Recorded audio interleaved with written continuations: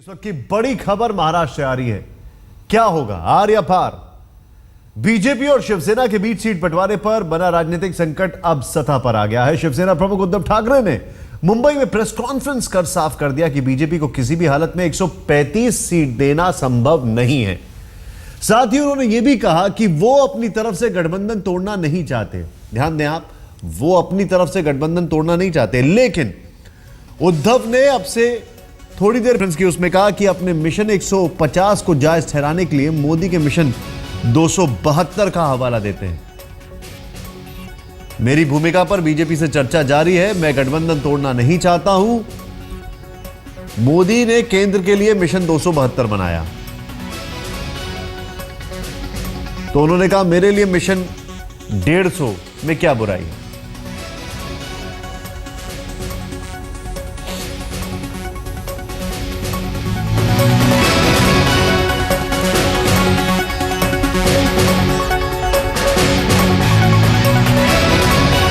इस पूरे मामले में गौर करने वाली बात यह है कि जिस तरीके से उद्धव ठाकरे के बयान आ रहे हैं, पहले तो पंचायत आज तक में जो उन्होंने बयान दिया था मोदी को लेकर, कि मोदी लहर को लेकर उन्होंने जो बयान दिया था कि और जगह मोदी लहर जो है जहां पर बीजेपी के अलाइज थे उस पर क्यों नहीं काम करी उतनी अच्छी तरीके से, जितनी कि महाराष्ट्र में, कि उसकी वजह हम हैं। फिर ये दूसरा बयान है कि अगर नरेंद्र मोदी का मिशन 272 हो सकता है तो मेरा मिशन 150 क्यों नहीं।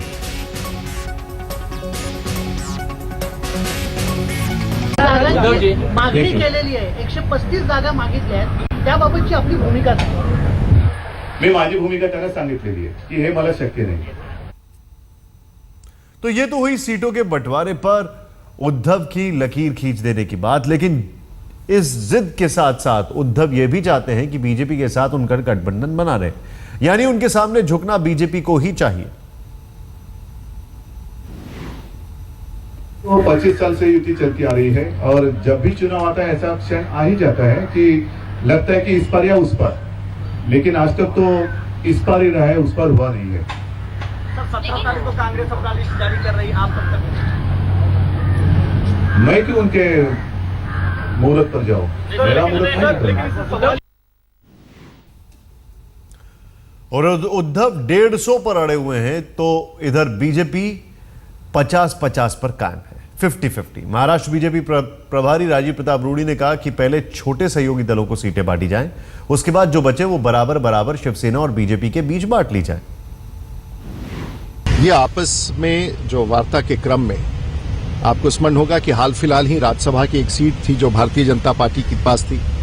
हमारे माननीय सांसद प्रकाश जावड़ेकर थे, लेकिन अलायंस के हित में हम लोगों ने वो आरपीआई को दिया और वो सहमति थी शिवसेना के साथ। जब दो दल मिलकर के चुनाव लड़ते हैं और पुराने साथी हैं तो बहुत सारे विषयों पर वार्ता होती है और वो लकीर खींच के हम बातचीत नहीं करते। वो हमारे सहयोगी हैं, अटूट संबंध रहा है और इसीलिए आज हमारा जो प्रस्ताव है उसमें है कि मूल रूप से ऐसा प्रयास किया जाए जो छोटी और मजबूत हमारी सहयोगी पार्टियां हैं उनको कुछ सीटें देने के बाद जो सीटें बचती हैं वो सामान्य रूप से आधे आध बांटी जाए।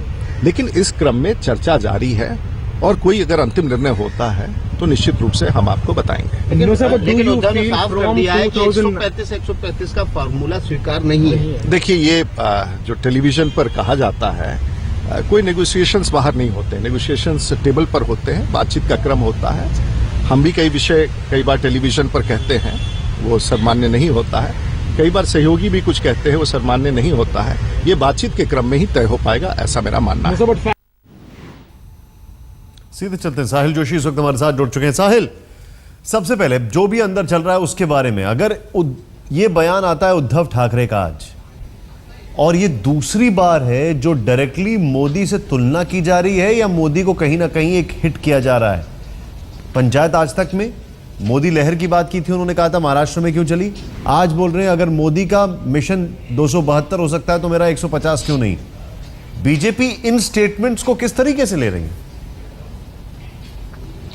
देखिए, एक बात तो साफ है कि बीजेपी मोदी वेव पर अभी भी हावी होने की कोशिश कर रही है और उनको लगता है कि मोदी ही है जो महाराष्ट्र में भी उनकी नैया पार लगा सकते हैं। और शिवसेना को चाहिए कि वो महाराष्ट्र के चुनाव लड़ रहे हैं, देश के चुनाव नहीं लड़ रहे हैं, तो यहां पर नेतृत्व शिवसेना के पास होना चाहिए।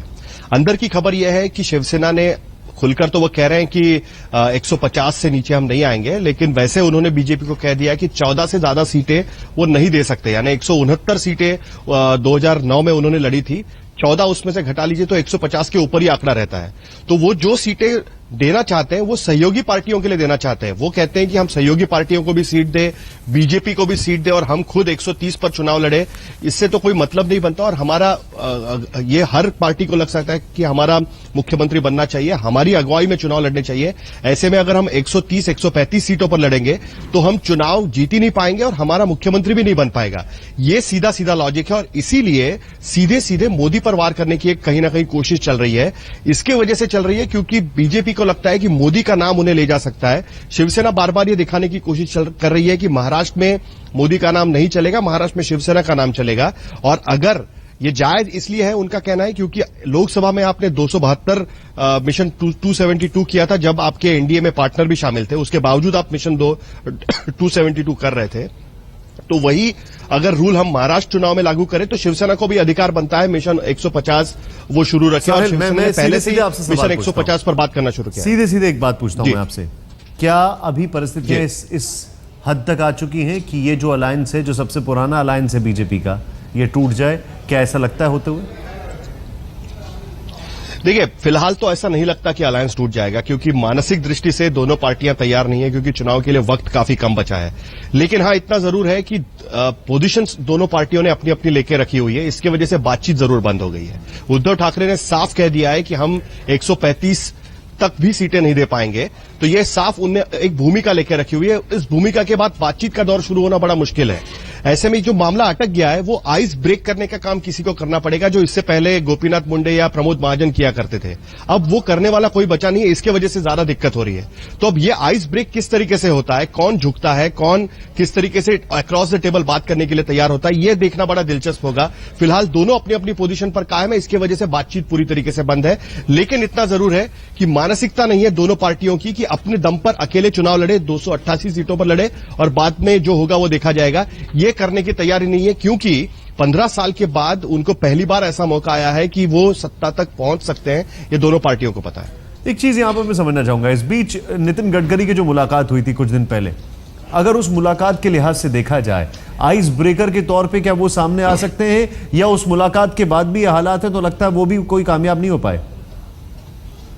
देखिए, फिलहाल नितिन गडकरी इस बातचीत में इन्वॉल्व नहीं है, मतलब ऊपरी तौर पर देखा जाए तो इन्वॉल्व नहीं है। बातचीत कौन कर रहा है, तो राजीव प्रसाद रूडी जो प्रभारी है महाराष्ट्र के और जो जिनको चुनाव का प्रभारी बनाया गया है, ओम माथुर जो मोदी के बेहद करीबी माने जाते हैं और गुजरात में कई सालों तक बीजेपी के प्रभारी रहे हैं, उनको जिम्मा दिया गया है कि आप उद्धव ठाकरे से बात करते रहे। और दोनों को उद्धव ठाकरे ने जो बात कही है उसके बाद बीजेपी की तरफ से इतना कहा गया कि हमको हमारी सेंट्रल लीडरशिप से बात करनी पड़ेगी और उनसे बात करने के बाद हम आपके पास आएंगे। तो इसके वजह से बातचीत रुक गई है। फिलहाल नितिन गडकरी खुले तौर पर इसमें इन्वॉल्व नहीं है, लेकिन हां, ये एक ऑप्शन हो सकता है बीजेपी के लिए कि कोई तीसरा आदमी आकर कुछ नया प्रस्ताव बनाकर उद्धव ठाकरे के सामने रखे तो बातचीत का दौर एक बार फिर शुरू हो।